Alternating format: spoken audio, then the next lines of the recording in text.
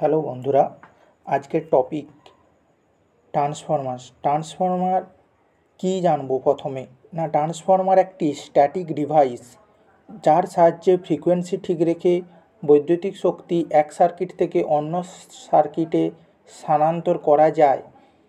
যেই ডিভাইসের মাধ্যমে তাকে ট্রান্সফরমার বলে। ট্রান্সফরমারে কতগুলি পার্ট নিয়ে একটা ট্রান্সফরমার তৈরি হয় এবং সেই পার্টের কাজগুলো কি কি সেগুলো আর জানবো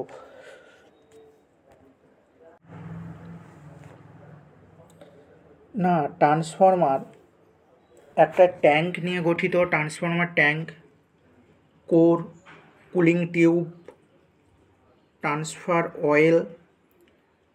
transformer oil, primary winding, secondary winding, primary bushing, secondary bushing, explosion vent, Buchholz relay, conservator tank, breather, temperature gauge এবং ট্যাঙ্ক আউটলেট। এই কয়েকটা জিনিস দিয়েই তৈরি হয় একটা প্রপার ট্রান্সফরমার। এবং এই পার্টসগুলোর কাজ কি আজ এটা জানবো। ট্রান্সফরমার ট্যাঙ্ক বা ফ্রেম, এটা স্টিল প্লেট দ্বারা ট্রান্সফরমার ট্যাঙ্কটি নির্মাণ করা হয়। এর মধ্যে কোর ও ওয়াইন্ডিং ডোবানো থাকে, ভেতরে থাকে এই ট্যাঙ্কের মধ্যে। Transformer core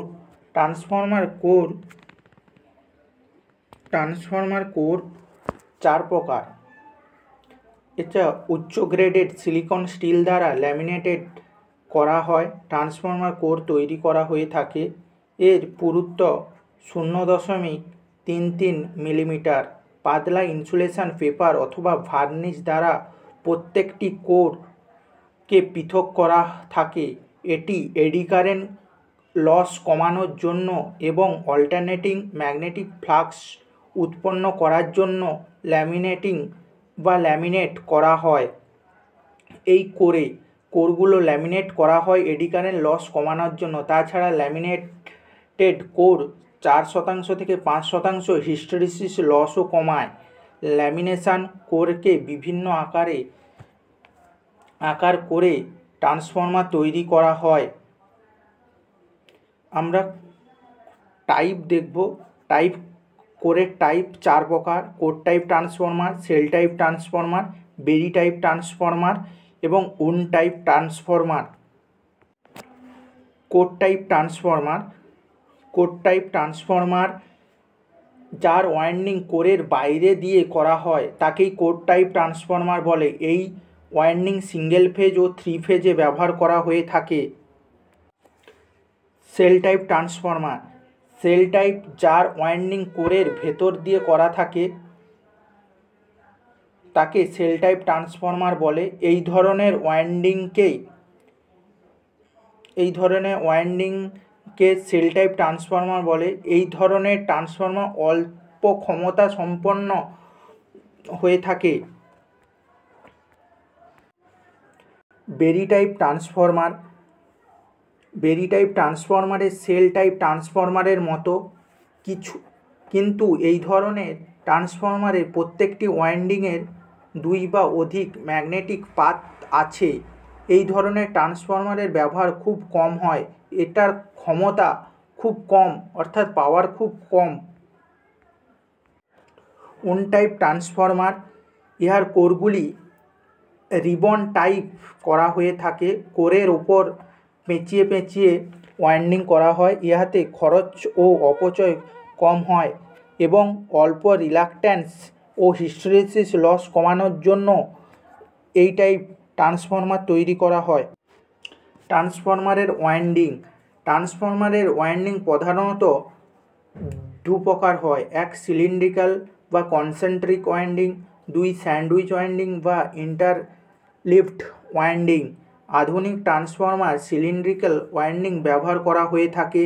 single phase transformer একটি প্রাইমারি ও সেকেন্ডারি ওয়াইন্ডিং থাকে এবং 3 ফেজ ট্রান্সফরমার তিনটি ওয়াইন্ডিং কোরের নিকট স্থাপিত করা হয়ে থাকে এবং উচ্চ ভোল্টেজ ওয়াইন্ডিং ইহার উপরে কনসেন্ট্রিকভাবে স্থাপন করা হয়ে থাকে। যেখানে রিং আকারে জায়গাতে ওয়াইন্ডিং থাকে, ওই ওয়াইন্ডিংয়ের মধ্যে তেল বা বাতাস দ্বারা ঠান্ডা করার জন্য ব্যবস্থা করা হয়। স্যান্ডউইচ ওয়াইন্ডিং পাতলা চাকতির দ্বারা উচ্চ ভোল্টেজ ও লো ভোল্টেজ কয়েল তৈরি করা হয়ে থাকে। প্রথমে লো ভোল্টেজ কয়েল স্থাপন করা হয়, তারপর হাই ভোল্টেজ কয়েল স্থাপন করা হয়। ট্রান্সফরমার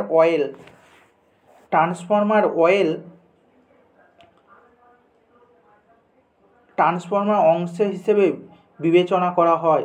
ইহা ওয়াইন্ডিং অর্থাৎ কোরকে ঠান্ডা করার জন্য ব্যবহার করা হয়। তাছাড়া ওয়াইন্ডিংয়ের ইনসুলেশন হিসেবেও কাজ করে। ট্রান্সফরমারে খনিজ তেল ব্যবহার করা হয়ে থাকে। ট্রান্সফরমার ঠান্ডা রাখার জন্য সিনথেটিক তরল ব্যবহার করা হয়।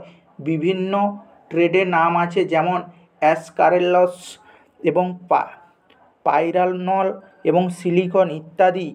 পরিষ্কার খনিজ তেল চমৎকার ইনসুলেটিং হিসেবে কাজ করে।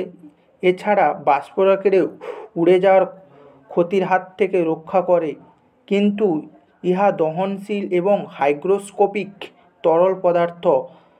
সুতরাং এই তেলকে অত্যন্ত সতর্কতার সহিত দাহ্য ও আর্দ্রতা থেকে রক্ষা করতে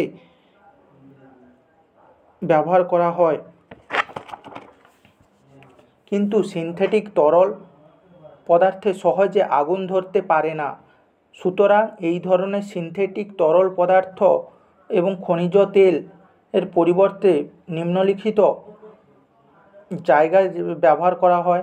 বিপদ সংকুলন জায়গায়, যেমন তৈল শোধনাগার, খনিজের মধ্যে, থিয়েটার ও সিনেমা হলে, ওয়ার্কশপ, মেটাল তৈরি কারখানায়, সুড়ঙ্গ পথে ইত্যাদি ব্যবহার করা হয়। ট্রান্সফরমারে কনজারভেটর ট্যাঙ্কের কাজ কি না? ট্রান্সফরমারে কনজারভেটর ট্যাঙ্ক যা ট্রান্সফরমারের মাথায় বসানো থাকে এবং ট্রান্সফরমারের প্রধান ট্যাঙ্কের সহিত পাইপের মধ্যে সংযোগ করা থাকে, আর সব সময় প্রায় অর্ধ ট্যাঙ্কে তেল দ্বারা ভর্তি করা হয়ে থাকে। ট্রান্সফরমারের ট্যাঙ্কের তেল আয়তনে বাড়লে বা কমলে কনজারভেটর ট্যাঙ্কে তেল বাড়িয়ে দেয় বা কমে দেয়। এটাই কনজারভেটর ট্যাঙ্কের প্রধান কাজ। ট্রান্সফরমার ব্রিদারের কাজ কি না? ট্রান্সফরমার গরম ও ঠান্ডা হওয়ার ফলে তেল বেড়ে যায় ও কমে যায়। কনজারভেটরের উপরের দিকে পাইপ দিয়ে ভিতরে বাতাস আসা যাওয়া করে, ইহাকে ব্রিদার বলে। আর্দ্রতা ট্রান্সফরমার ও তেল ইলেকট্রিক ক্ষমতা কমে দেয়। বাতাসে অক্সিজেন তেলের সহিত প্রতিক্রিয়া করার জন্য স্লাজ সৃষ্টি করে। সুতরাং ব্রিদার তেলকে আর্দ্রতা মুক্ত রাখার জন্য ব্যবহার করা হয়। ট্রান্সফরমারের মধ্যে শুকনো বাতাস প্রবাহিত করাই ব্রিদারের কাজ। চোখে দেখা যায় এমন উচ্চতায় লম্বায় এয়ারটাইট টিউবের মাথায় একটি পাত্র লাগানো থাকে, যাহাই কনজারভেটরের সঙ্গে সংযুক্ত আছে। এই পাত্রের মধ্যে সিলিকা জেল আছে। এই সিলিকা জেল বাতাসের হইতে আর্দ্রতা শোষণ করে নেয়। শুকনো অবস্থায় সিলিকা জেলের রং গাঢ় এবং পূর্ণ মিশ্রণ অবস্থায় নীল বর্ণ হয়ে থাকে।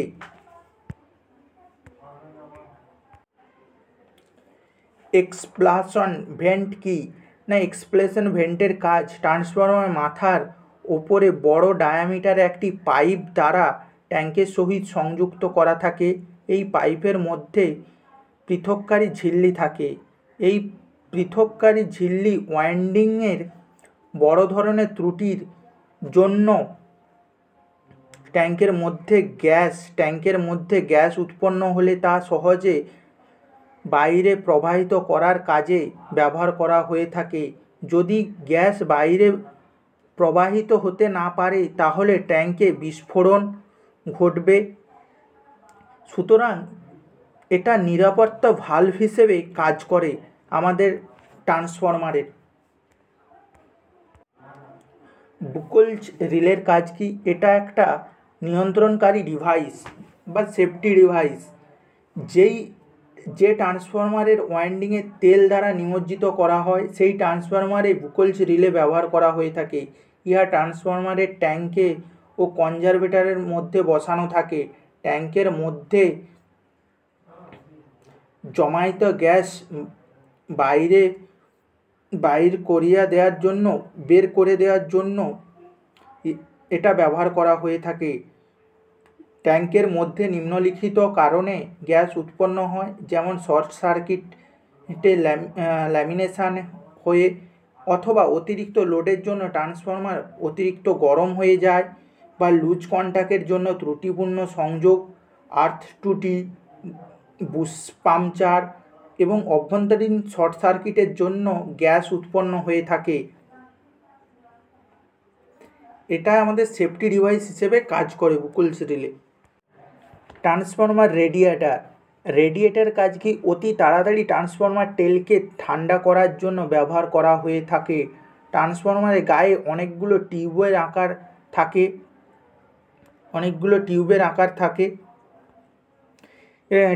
আকার থাকে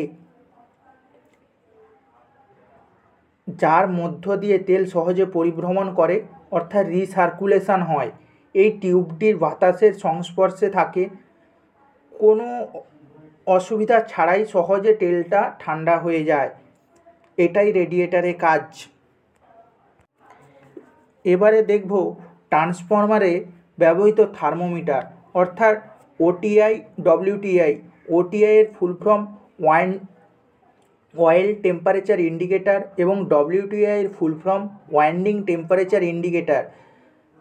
ট্রান্সফরমারে থার্মোমিটার সংযোগ করা থাকে যার সাহায্যে তেলের তাপমাত্রা নির্দেশ করে এবং বড় বড় ট্রান্সফরমারের ওয়াইন্ডিংয়ের সঙ্গে তাপমাত্রা নিয়ন্ত্রণের জন্য ব্যবহার হয়ে থাকে, যা ক্ষতিকর ঠান্ডা অতিরিক্ত লোডের জন্য তাপমাত্রা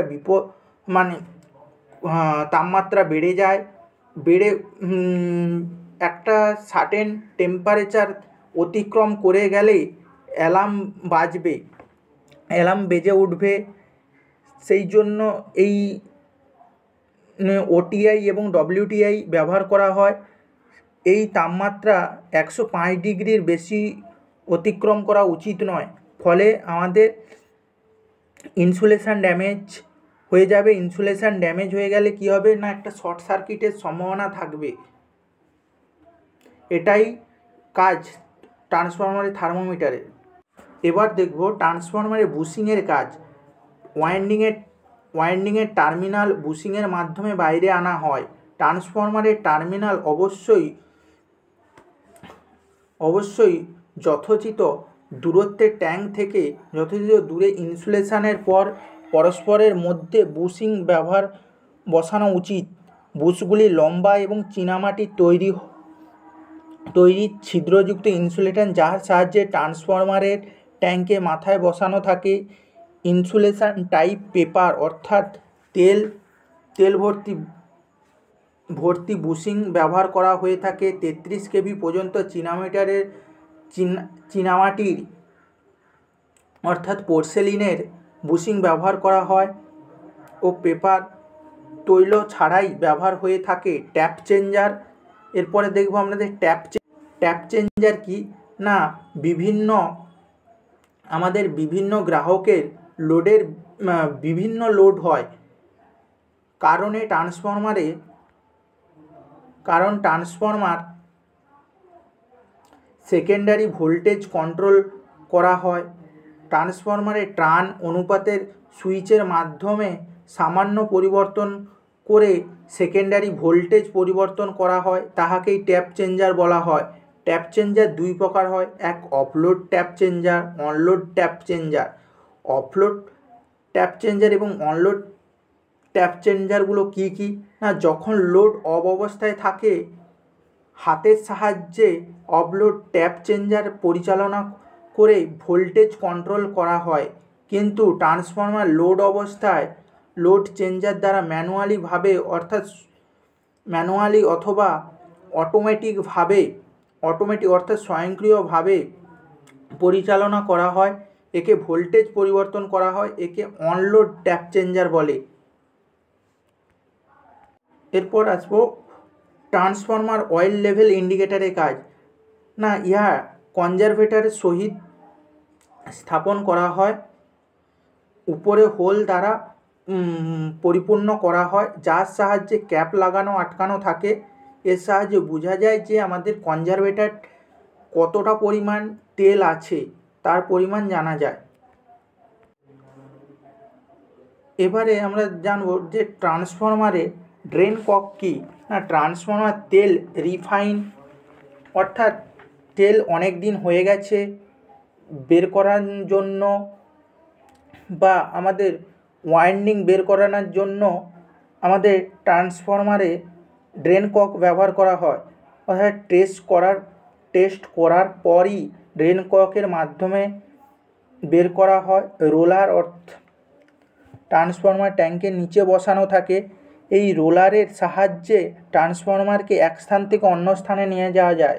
ট্রান্সফরমারে যখন ওঠানো হয়, ওঠানোর জন্য মানে ওজন কমানোর জন্য আমাদের তেলটাকে ড্রেন করানো হয়। ট্রান্সফরমার ভালো আর্থিং করার জন্য আর্থিং টার্মিনাল ব্যবহার করা হয়ে থাকে। ট্রান্সফরমার বিভিন্ন তথ্য, আরও একটা ইম্পর্টেন্ট থিংস বলে রাখি, ট্রান্সফরমারে বিভিন্ন তথ্য জানার জন্য আমাদের ট্রান্সফরমারে নেম প্লেট ও ডায়াগ্রাম দেখে আমরা বুঝতে পারবো।